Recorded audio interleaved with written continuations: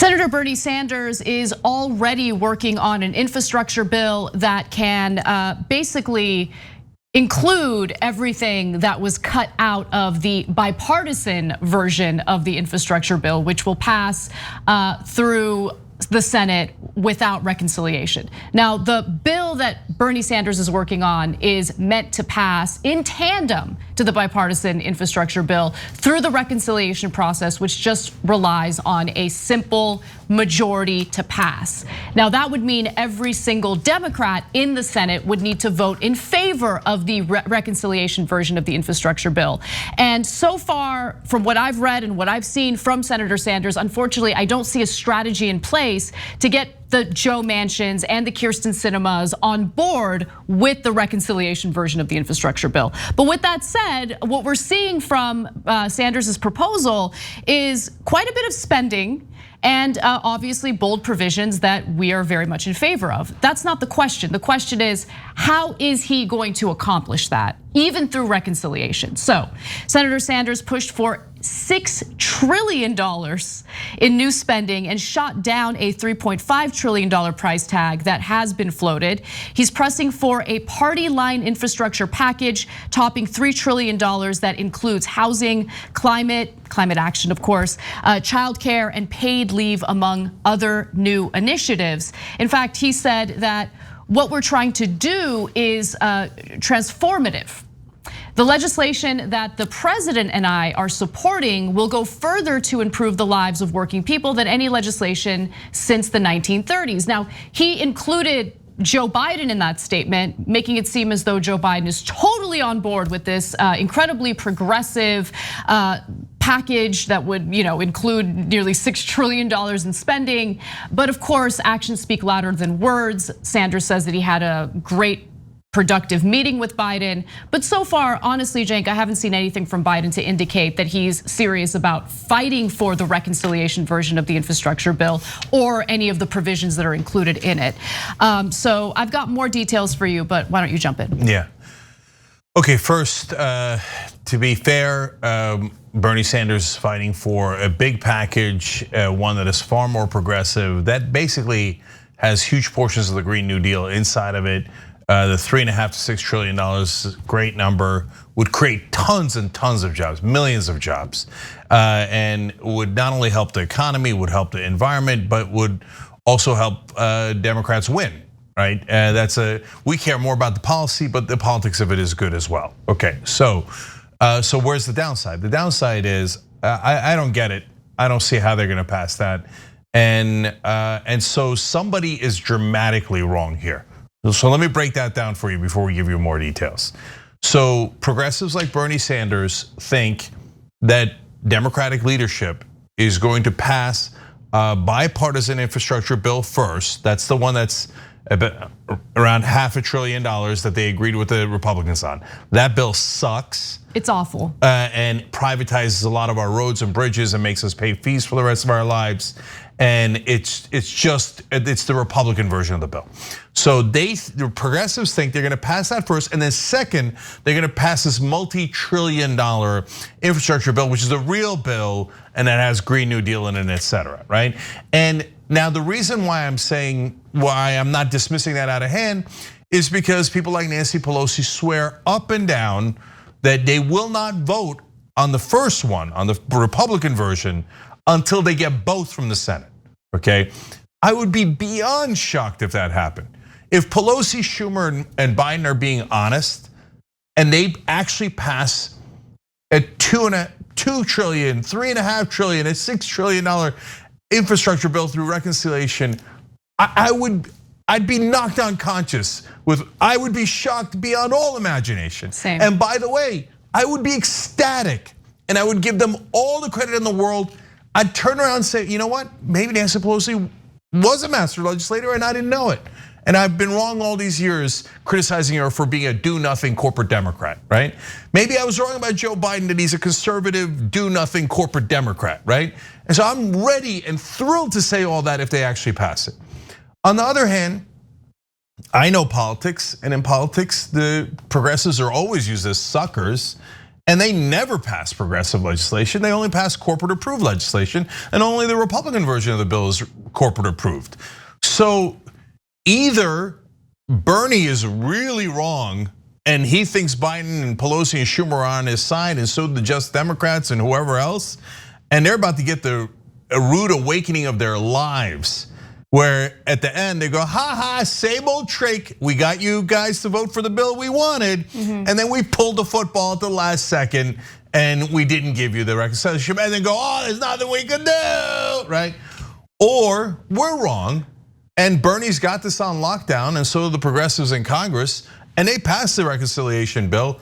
And like I said, I pass out from shock and disbelief. Yeah, I mean, for me, it's not about what Bernie Sanders' intentions are. I think he has all the right intentions. I think he's focusing on the right provisions that should be included in one infrastructure bill that should pass through reconciliation. Like, let's stop playing patty cakes with Republicans. And look, one of the reasons why the bipartisan infrastructure bill is so awful is that it sets aside $100 billion worth of public infrastructure to be privatized.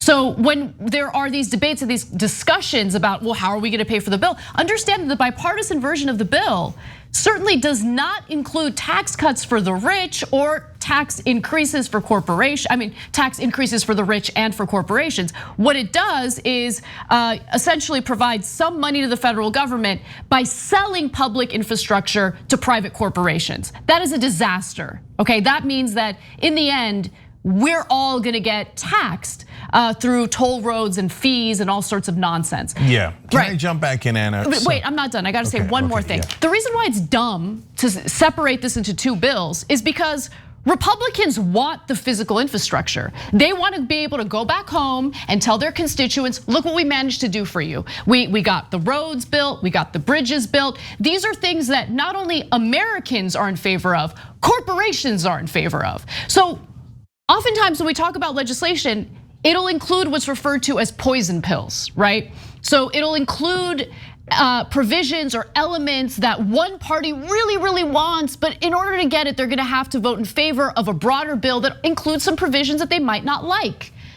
I don't understand, like, what motivation or what drive would corporate Democrats in the Senate have to vote in favor of a second reconciliation version of the bill that includes all the provisions that their corporate donors don't want? So my question to Bernie Sanders is, what is your strategy to get the corporate Democrats in the Senate on board? Because that's what he needs to do, and he doesn't have an answer for that. He just doesn't. Yeah, so look, I want to jump in on so many things you just said there. First of all, nobody's questioning Bernie's intent. I think he has good intent. I think all the Just Democrats have good intent. But look, if they get suckered on this, we'll all be absolutely heartbroken. I mean, if they sign that first junk bill, and then as we think is gonna happen, because it's what happens every single time, they pull the second bill and it never passes. It's too heartbreaking to think about how I have to come on here and tell you guys they are played for utter fools, and they fell for the oldest trick in the book, and we told you there was no way it was gonna happen. I don't wanna say that. It's just, I don't even wanna think about it, but that appears to be the direction we're headed in. Now, think about two other things that are really important. Look, Anna talked about the reconciliation, but how are you gonna get Manchin and Sinema, et cetera, to vote for it after you already gave them what they wanted, which was the corporate version of the bill, right? But think about the other way of thinking about it too. Like, if you're the Democrats and you claim, Biden, Pelosi, Schumer, all of you claim you're gonna do the second reconciliation bill, so why don't you just do that bill? What do you need Exactly. What do you need the other bipartisan bill for, right? You need it for, at a best case scenario, now I know what every reporter in Washington is screaming, because they love to support corporate Democrats. They're screaming, they need it for optics. No, they don't. Do they? No, they don't. Who cares? No, they don't. Oh, well, Biden promised bipartisanship and he promised to kiss Republican ass, so he has to. No, he doesn't. He just has to deliver for the voters. The voters don't care who made out with who in Washington. They hate Washington. They don't care at all if you work with Lindsey Graham or Ted Cruz or Joe Manchin. They don't care. They just care, did you deliver or didn't you? Do I have a job or don't I? Do I have higher wages or don't I? Did we build the infrastructure or didn't we? Did the bridge collapse or didn't it? So every fool in Washington that thinks that especially in this hyper-partisan political atmosphere, who's gonna give you credit for being bipartisan? What kind of morons are you? It's so infuriating. So if they actually wanted to get it done, it's just do reconciliation on the whole thing. Everybody knows that. So we're playing kabuki theater here. This is all garbage to begin with, okay? It's all a trick to only do the corporate version. It's so obvious. Now, here's where the rubber hits the road. Pelosi has said, she's unfortunately, as always, the key here. Pelosi has said there is no way we're voting on the corporate version of the bill, the Republican version of the bill, until both have passed the House. Now, either she's gonna backpedal from that, which is my guess, okay? Or she's gonna deliver on that. No ands, ifs, or buts, right? Right now, the progressives in Congress believe Nancy Pelosi. I think that's a terrible idea. I've never seen Nancy Pelosi ever be honest with progressives, ever, in her entire career, okay? And everybody in Washington go cry. Oh, Nancy Pelosi's our queen, how could you insult her? I don't care how much you wanna kiss her ass while pretending to be a reporter, okay? She never delivers for progressives. She fights progressives tooth and nail. She hates Medicare for all. She's called Green New Deal, Green Dream, or whatever they call it, right? Now you say that you're sure she's gonna pass it? Nah, you don't even believe that. Anyway, so now Pelosi is gonna go back on her word. I would be shocked if she didn't. If she doesn't, like I said, all the credit. But when she does, if the Justice Democrats at that point, if they still vote for the crap version of this bill in the House before the Senate sends over the real version, oh my God, then we'll lose all hope. And it will be catastrophic mistake, a mistake they can't recover from. There's just way too many obstacles in the way. I'm not trying to be overly pessimistic. I'm just being a realist about this situation. If they're doing two separate bills, again, it doesn't really provide much of an incentive for corporate Democrats in the Senate to vote in favor of the reconciliation version of the bill, the one that Bernie Sanders is working on. And to be sure, we already have some preliminary statements from these corporate Democrats. Let's start off with John Tester, who was asked about whether or not he would support Bernie's reconciliation bill. He says, depends on what it's spent for, and this is key, and how it's paid for. Right, so the same argument's gonna come up, guys. How is this gonna be paid for? Are we going to increase taxes on the rich? Because my corporate donors don't like that, so I'm gonna vote no on this reconciliation bill if it includes tax hikes. Let's go to Senator Chris Coons, of course, Biden's ally from Delaware, who says, I'm very focused on getting the text on the infrastructure bill. What matters more than the price tag to me is the contents and the details. And so there's really no clear commitment to, among Democrats in the Senate, who every single one of them needs to vote in favor of the reconciliation bill for it to pass in the Senate, okay? You have several of them coming forward and already showing quite a bit of hesitation in regard to what's being proposed. And then again, the question is, what does Senator Sanders plan to do strategically to get the mansions and the cinemas and the Testers and the Angus Kings and all of those Democrats on his side? Well, this is an interview from only 3 weeks ago.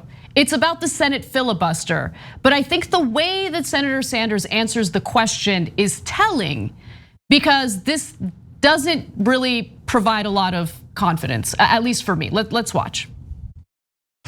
What do you do about the objection to ending the filibuster from both Senators Manchin and Sinema? How do you even get your Democrats? Andrea, I'm tired of talking about Mr. Manchin and Ms. Sinema. You know, we have got to do what we can to bring people together. The American people, I think all over this country, understand that now is the time to act. And I will also tell you, clearly we are constrained by the fact that we only have 50 Democrats. And to my mind, what this next election is going to be about is whether the American people want us to have a government that represents all people, that believes in democracy or not. And we need a hell of a lot more Democrats in the Senate than we have right now. Oh no, Anna, I had not seen that. Yeah, look, let me just comment on it real quick but Senator Sanders, you have to talk about your colleagues, Democratic senators who are standing in the way of passing much needed, robust legislation, whether it be the For the People Act or whether it be this infrastructure bill, the reconciliation version of it. I mean, that communicated to me at least, and maybe I'm reading too much into it, I don't know, you guys tell me, that he's not willing to apply the necessary pressure, right? Carrots are one thing. I mean, what he did there was emphasize, the need to win, for Democrats to win in the midterm elections. But here's the thing, if the Democratic Party doesn't actually deliver something that materially improves voters' lives, what incentive do they have to show up to the polls and vote for Democrats in the midterms, right? Like, you have to fight to actually get these policies passed. You have to show that you've actually accomplished something. Simply saying we need more Democrats in Congress, it's just, I mean, we hear the same message over and over again. I mean, when it came to the Senate runoffs races in Georgia, we heard the same thing. This is so important, we gotta get these 2 Democratic senators elected, it's so important. It happened, people showed up, they voted. And to now turn around and say like, oh, what could we do, No, look guys, you might have seen that interview with Bernie and go, well, I don't get it, that sounds totally normal. No, we're here to decode things for you.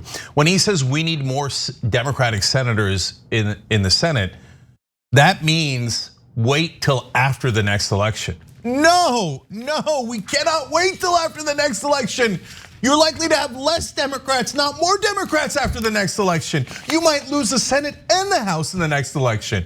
And then we have no chance at all. So the absolute sucker play is to vote for that so-called bipartisan infrastructure bill and then wait for after the elections to vote for the reconciliation bill. No, hell no, hell no, hell no. If they vote for that, if they go with that plan, they are the biggest fools I've ever seen.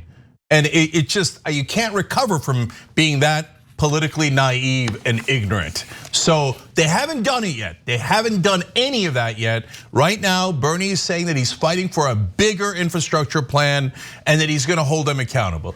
I hope to God I'm wrong. All the members are writing saying, I hope Cenk is wrong and falls over from shock and all that stuff. And I agree, I hope. But right now, it looks terrible because it looks like they're going down a path where they're gonna trust the corporate Democrats one more time, which would be the dumbest thing imaginable. They're gonna pull the football, we all know it, and just, it's unconscionable. I hope I'm wrong on all of it and they somehow pass a progressive bill for the first time in my life, but it would be shocking. Thanks for watching The Young Turks, really appreciate it. Another way to show support is through YouTube memberships. You'll get to interact with us more. There's live chat emojis, badges. You've got emojis of me, Anna, John, JR. So those are super fun. But you also get playback of our exclusive member-only shows and specials right after they air. So all of that, all you gotta do is click that join button right underneath the video. Thank you.